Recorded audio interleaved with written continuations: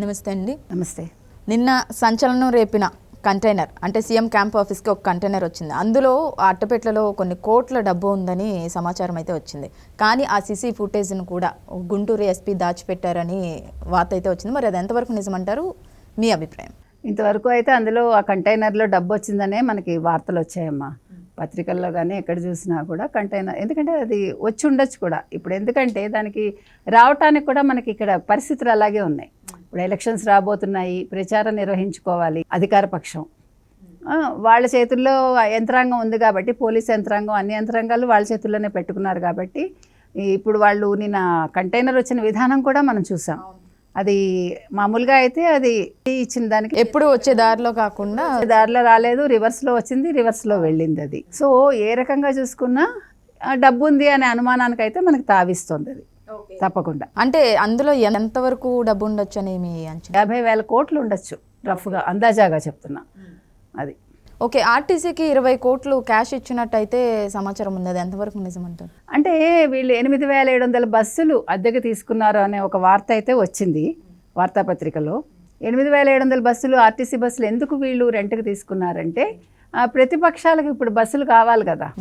ప్రతిపక్షాలు ఇప్పుడు ప్రచారానికి వెళ్ళాలంటే వాళ్ళకి బస్సులు కావాలి కాబట్టి, వాళ్ళకి బస్సులు దొరకకుండా చేయటం కోసం అధికార పార్టీ వచ్చి 8,700 బస్సులు అద్దెకు తీసుకుందని. అద్దెకు తీసుకోవడం కోసం మొత్తం డబ్బు చెల్లించకుండా ఇప్పుడు అధికారంలో ఉన్నారు కాబట్టి 20 కోట్లు క్యాష్ రూపంలో వాళ్ళకి ఇచ్చారని. ఇక్కడే ఉంది కిటికంతా. ఇప్పుడు మీరు నేను బ్యాంకులో డిపాజిట్ చేయాలనుకోండి, ఒక రోజుకి మనకి ఇంత డిపాజిట్ 20,000 క్యాష్ వేయాలి అంటారు, అవునా కదా. 49,500 మించి మీరు చేయకూడదు. 49,500 దాటితే మీరు మీ పాన్ కార్డ్ ఇవ్వాలి. అంటే సాధారణ రూల్స్ అవి, ప్రతి మనిషికి వర్తించే రూల్ అది. మరి 20,000 కోట్లు ఎవరైనా క్యాష్ ఇస్తారా?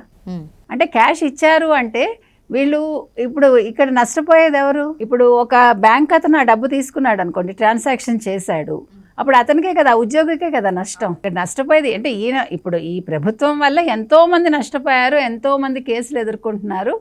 ఇది ఇంకో కొత్త కేసు అవుతుంది అతనికి అంతే. అంటే ఇప్పుడు ఈ ఎన్నికల కోడ్ వచ్చిన తర్వాత ప్రతి వాహనాన్ని తనిఖీ చేయడం అయితే జరుగుతుంది ప్రతి చోట కూడా. మీరు అన్నట్టు 50,000 కంటే ఎక్కువ క్యాష్ తరలించే అవకాశం అయితే లేదు. కానీ 20 కోట్లు క్యాష్ కూడా ఎలా తరలించుంటారని అనుకుంటున్నారు? ఇచ్చామని వాళ్ళే చెప్తున్నారని కదా వార్త వచ్చింది. 20 కోట్లు క్యాష్ రూపంలో ఇచ్చారు వాళ్ళు అన్నది వార్త. అది ఓపెన్గా బయటకే వచ్చింది ఆ వార్త. ఇందులో వాళ్ళు ఇంకా ఎక్కడ తరలించాల్సిన పని ఉంది? ఒక పెద్ద కంటైనరే రాగాలేంది 20 కోట్లు ఎంత వాళ్ళకి పెద్ద విషయం అది. అంటే ఈ వచ్చే దారిలో అది కూడా క్యాంప్ ఆఫీస్కి వచ్చింది క్యాష్ కూడా, కానీ ఎక్కడ తనిఖీలు చేయలేదంటారా? జరగలేదు కదా. ఇప్పుడు నీకు ఒక కోడ్ ఉండొచ్చు, ఇది ఇప్పుడు ఈ వెహికల్ ఏంటి అని ఎవరైనా దారిలో అడిగారు అనుకోండి, చెక్ పోస్ట్ దగ్గర వాళ్ళు చెప్తారు ఫలానా చోటకి వెళ్తోంది అంటే, వాళ్ళకి ఆల్రెడీ వాళ్ళకి ఫోన్ వచ్చి ఉంటుంది కదా. అవును, మీరు ఇలా మన వెహికల్ వస్తుంది, నిన్న చెప్పుకున్నాం మనం 0363 ఎంతో నెంబరు, ఆ ఫలానా వెహికల్ వస్తుంది, మీరెవరో ఆపకండి, మన సినిమాల్లో చూస్తాం కదమ్మా. ఇవన్నీ రాజకీయాల్లో ఉన్నప్పుడు వాళ్ళ అధికారాన్ని వాళ్ళు ఇలా ఉపయోగించుకునే అవకాశం వాళ్ళకు ఉంది. అది మరి ప్రజాస్వామ్యంలో ఉన్నాం కానీ మన వ్యవస్థ అలా ఉంది. మనం అంటే గుంటూరు ఎస్పీ సీసీ ఫుటేజ్ దాచిపెట్టారు అని అయితే వార్త అయితే వచ్చింది. మరి అతని మీద ఎటువంటి చర్య తీసుకునే అవకాశం లేదంటారు? ఇప్పుడు ఇంతమంది మీద ఇన్ని జరిగాయి, ఎవరన్నా తీసుకున్నారా? ఇది ఈడీ దృష్టికి వెళ్ళిందో లేదో తెలియదు. ఈడీ దృష్టికి వెళ్ళినా మరి ఈడీ ఏం చేస్తున్నాను నేను కూడా. ఇంతమందికి తెలిసిన విషయం, బయటకు వచ్చిన విషయం ఈసీ దృష్టికి వెళ్లకుండా ఉంటుందా? వెళ్ళింది, అదే చెప్తున్నాను. కానీ వాళ్ళు చర్యలు తీసుకోవాలంటే వాళ్ళు ఏమంటారు?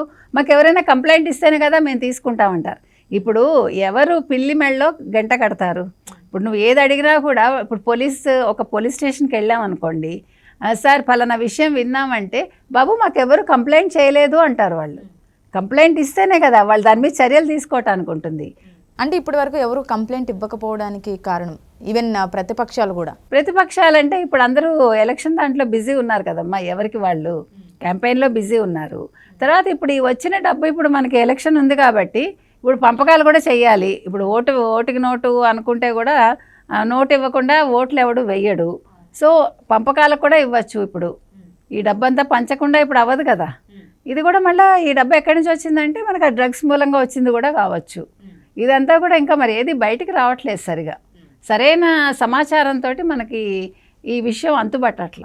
ఓకే, అంటే ఇన్ కేస్ ఎవరైనా కనుక కంప్లైంట్ ఇస్తే ఈసీ వాళ్ళకి ఎటువంటి చర్య తీసుకునే అవకాశం ఉంటుందంటారు? మామూలుగా అయితే ఇప్పుడు ఎస్పీని ఎవరినో సస్పెండ్ చేయాలి.